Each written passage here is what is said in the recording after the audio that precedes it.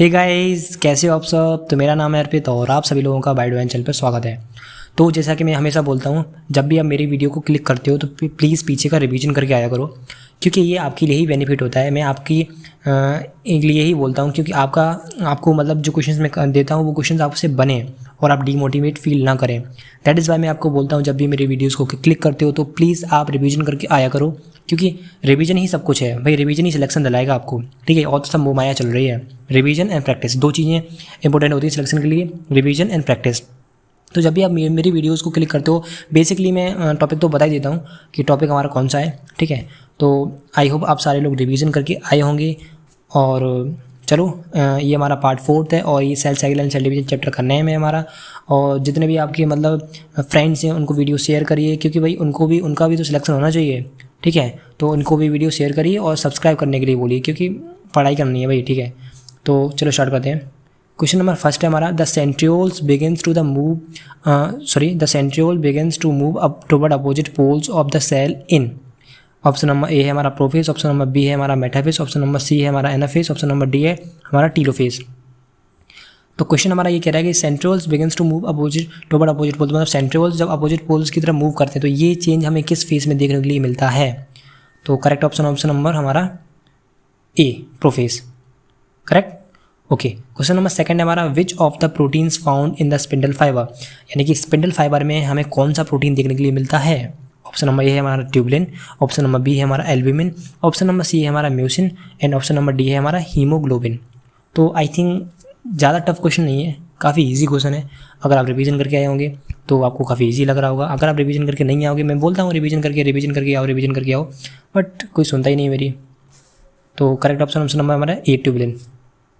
Question number 3 हमारा, end of prophase is marked by, मतलब जब प्रोफेस हमारा एंड होता है तो हमें कैसे पता चलेगा कि प्रोफेस अब एंड हो रहा है। तो ऑप्शन नंबर ए हमारा complete disintegration of nuclear membrane, B है हमारा ऑप्शन नंबर बी है disappearance of ER, GB nucleus and nuclear envelope, option number C initiation of condensation of chromosome material, option number D हमारा chromosomes अलाई at the equatorial plate. तो इसमें से changes देख लीजिए कि आपको कैसे पता चलेगा कि अब प्रोफेस हमारा खत्म हो रहा है। तो जो चेंजेस करेक्ट होंगे उससे हमें पता चल जाएगा। तो इसमें आपका जो करेक्ट ऑप्शन बता दीजिए, करेक्ट ऑप्शन नंबर बी, ठीक है। क्वेश्चन नंबर 4 है हमारा, the condensation of chromosomes is completed, यानी कि भाई क्रोमोसोमल कंडेंसेशन कंप्लीट हो जाता है। द मार्क दिस स्टेज, मतलब तब हमारी कौन सी स्टेज स्टार्ट होती है। तो हमारा ऑप्शन नंबर ए है हमारा प्रोफेस, ऑप्शन नंबर बी है हमारा मेटाफेस, ऑप्शन नंबर सी है हमारा anaphase and option number D है हमारा टीलोफेस। यानी कि जो क्रोमोसोमल कंडेंसेशन जब कंप्लीट होती है तो बताइए उस टाइम हमारा कौन सा फेज स्टार्ट होता है। तो मैं बता देता हूँ, हमारा जो करेक्ट ऑप्शन नंबर कौन सा, correct option number B is correct, metaphase. आपको भी पता होगा। तो क्वेश्चन नंबर 5 है हमारा, इन mitosis the chromosomal elongation start, ठीक है। माइटोसिस में क्या है, क्रोमोसोमल इलोंगेशन स्टार्ट हो जाती है। Nucleus and nuclear membrane reappear, ठीक है, ये रीअपेयर होने this essential steps happens in हो। ऑप्शन नंबर ए है हमारा टीलोफेस, ऑप्शन नंबर बी है हमारा इंटरफेस, ऑप्शन नंबर सी हमारा मेटाफेस, ऑप्शन नंबर डी है एसफेस। तो भाई बताइए कि न्यूक्लियस एंड न्यूक्लियर मेम्ब्रेन्स कब रीअपेयर होते हैं, माइटोसिस के कौन से फेस में हो ये चीज़ें रीअपेयर होती हैं। तो जल्दी से बता दो। और हमारा जो करेक्ट ऑप्शन है option number A, telophase. Question number 6 है हमारा, in which stage of mitosis chromosomes are most condense, मतलब माइटोसिस के कौन से स्टेज में जो क्रोमोसोम्स होते हैं वो मोस्ट कंडेंस होते हैं। ऑप्शन नंबर ए है हमारा प्रोफेस, ऑप्शन नंबर बी है हमारा मेटाफेस, ऑप्शन नंबर सी है हमारा एनाफेस, ऑप्शन नंबर डी है हमारा टीलोफेस। तो बता दीजिए भाई कि माइटोसिस के कौन से स्टेज, मतलब माइटोसिस के कौन से स्टेज में हमारा क्रोमोसोम्स होते हैं वो मोस्ट कंडेंस होते हैं, ठीक है। तो हमारा जो करेक्ट ऑप्शन है option number B, yes, option number B is correct, metaphase. Question number 7 हमारा है, क्या कह रहा है, chromosomes exhibit a high level of coiling at which phase of karyokinesis, भाई कैरियोकाइनेसिस के कौन से फेज में क्रोमोसोम्स के पास हाई लेवल ऑफ कॉइलिंग होती है, ठीक है, समझ गए ना, हाँ समझ गए। तो question number option number A है हमारा प्रोफेस, ऑप्शन नंबर बी है हमारा मेटाफेस, ऑप्शन नंबर सी है हमारा टीलोफेस, ऑप्शन नंबर डी है हमारा इंटरफेस। भाई जल्दी से अपना आंसर बता दीजिए, मैं आपके आंसर का वेट कर रहा हूँ। आप कमेंट कर दीजिएगा, मैं सभी की कमेंट देखता हूँ, कमेंट करो, ठीक है। तो करेक्ट ऑप्शन नंबर हमारा ए, प्रोफेस। क्वेश्चन नंबर 8 है हमारा, इन mitosis the centromeres divide during, भाई माइटोसिस के अंदर सेंट्रोमियर्स कब डिवाइड करते हैं। तो ऑप्शन नंबर ए है हमारा एनाफेस, ऑप्शन नंबर बी है हमारा प्रोफेस, ऑप्शन नंबर सी है हमारा टीलोफेस, ऑप्शन नंबर डी है हमारा मेटाफेस।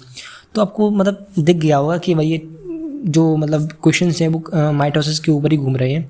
और जैसे जैसे क्वेश्चंस आगे बढ़ेंगे जो लेवल है क्वेश्चंस का वो बढ़ता चला जाएगा। तो भाई कमर की पेटी बांध लीजिए, क्योंकि भाई जो क्वेश्चंस का लेवल है वो अब धीरे धीरे बढ़ेगा, ठीक है। तो करेक्ट ऑप्शन नंबर ए।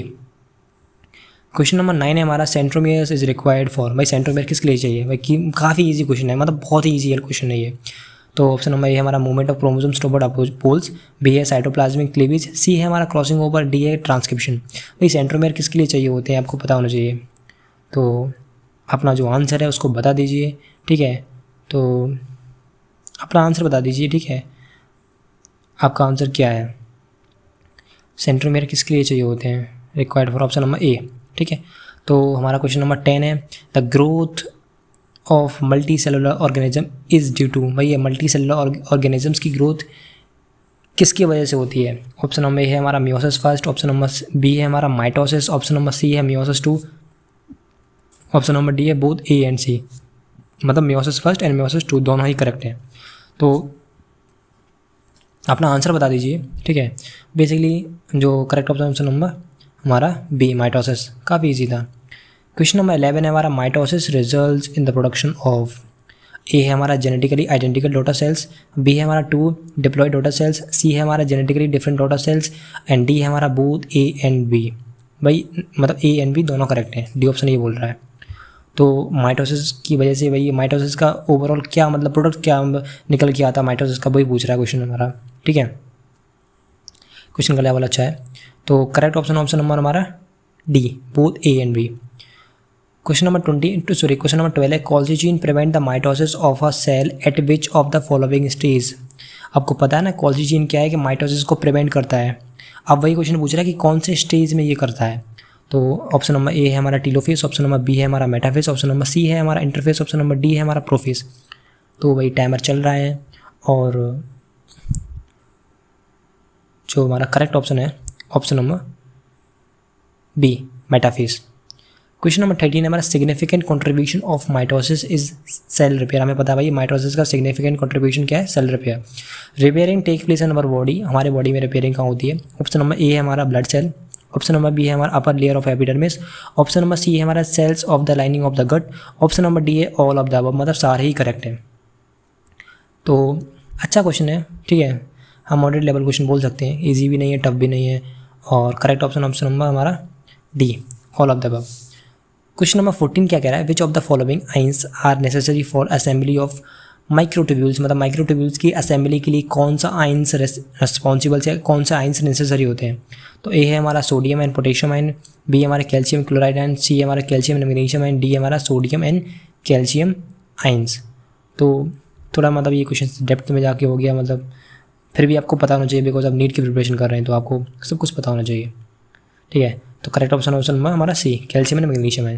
क्वेश्चन नंबर 15 हमारा क्या कह रहा है which of the events listed below is not observe during mitosis, यानी कि माइटोसिस के जब माइटोसिस होती है तो उस समय इसमें से कौन से मतलब इवेंट्स हैं वो हमें ऑब्जर्व नहीं होते हैं। तो ए है हमारा क्रोमेटिन कंडेंसेशन, बी है हमारा movement of centrioles to opposite poles, C है हमारा appearance of chromosomes with 2 chromatids joints together at the centromere and D है हमारा क्रॉसिंग ओवर। भाई समझ गए होगे आप, डेफिनेटली आप समझ गए होगे कौन सा इसमें से करेक्ट है। तो करेक्ट ऑप्शन नंबर हमारा डी क्रॉसिंग ओवर, यस आप समझ गए होगे, आई होप आप समझ ही गए होगे। तो क्वेश्चन नंबर 16 है which of the 2 events restore the normal number of chromosomes in life cycle, मतलब लाइफ साइकिल के अंदर इसमें से कौन से 2 इवेंट्स हैं जो कि नॉर्मल नंबर ऑफ क्रोमोसोम्स को रीस्टोर करते हैं। तो समझ जाओ भाई कौन से। तो ऑप्शन नंबर ए है हमारा mitosis and meiosis, option number B है meiosis and fertilisation, option number C है हमारा fertilisation and meiosis and option number D है हमारा ओनली मियोसिस, ठीक है। थोड़ा हाई वाला थिंकिंग क्वेश्चन हो गया, ठीक है, कोई दिक्कत नहीं, मैं आंसर बता देता हूँ। इसका जो करेक्ट ऑप्शन है option number B. Question number 17 हमारा क्या कहता है during mitosis after the separation of centromeres, okay, the chromatids move to the opposite poles of the spindles, the name the term use for this chromatids. A है daughter chromosomes, B है हमारा kinetochore and सी है हमारा half spindles and D है हमारा centromeres. काफ़ी easy question है, ठीक है, बस क्वेश्चंस की थ्योरी थोड़ी लॉन्ग हो गई है, बस क्वेश्चंस के जो ऑप्शंस हैं वो काफ़ी इजी हैं, तो आपको प्रॉब्लम नहीं होनी चाहिए आंसर बताने में, ठीक है। तो करेक्ट ऑप्शन नंबर हमारा ए डॉटर क्रोमोसोम्स। और ये क्वेश्चन आपको बताना है भाई, मैंने आपके लिए भी क्वेश्चंस लेके आया हूँ तो तैयार हो जाओ। तो मैं पढ़ देता हूँ क्वेश्चन नंबर 18 है I human bone marrow cells in prophase of mitosis contain 46 chromosome, how many chromatids does it contain along together all together. तो ए है 46, बी है 92 एंड सी है 23 एंड डी है 23 एंड 46। तो ये क्वेश्चन आपको बताना है, कमेंट करके बताना है। मैं देखता हूँ कि कितने बच्चों का ये क्वेश्चन सही जाता है और जितने बच्चों का सही जाएगा मैं उन लोगों का नेक्स्ट वीडियो में नाम लूँगा।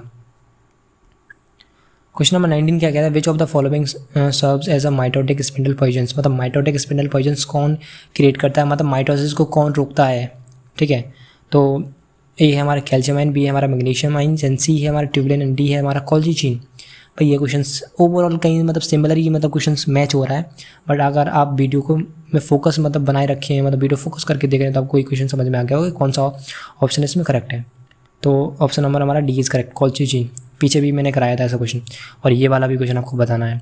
How many generations of the mitotic divisions are needed for the single cell to make 256 cells, मतलब 256 सेल्स बनाने के लिए कितनी जनरेशंस ऑफ माइटोटिक डिवीजन चाहिए। तो ए है हमारा 8, बी है हमारा 16, एंड सी है हमारा 32, एंड डी है हमारा 64। तो मैंने आपको 2 क्वेश्चन ऐसा होमवर्क में दिए हैं, ठीक है, तो आप उन क्वेश्चंस का आंसर कमेंट कर दीजिए। ठीक है, मैं सारे कमेंट पढ़ता हूँ और जितने क्वेश्चन सही जाएंगे मैं सभी को नाम लूँगा। तो ये हमारे आंसर की है, ठीक है, मैच कर लीजिए। और जो पिछली वीडियो में जो मैंने आपको कमेंट करने के लिए क्वेश्चन बताया था उसका जो आंसर है उसका आंसर है 30 क्रोमोसोम्स। ठीक है, थैंक यू फॉर वॉचिंग, तब तक लिए ओके बाय।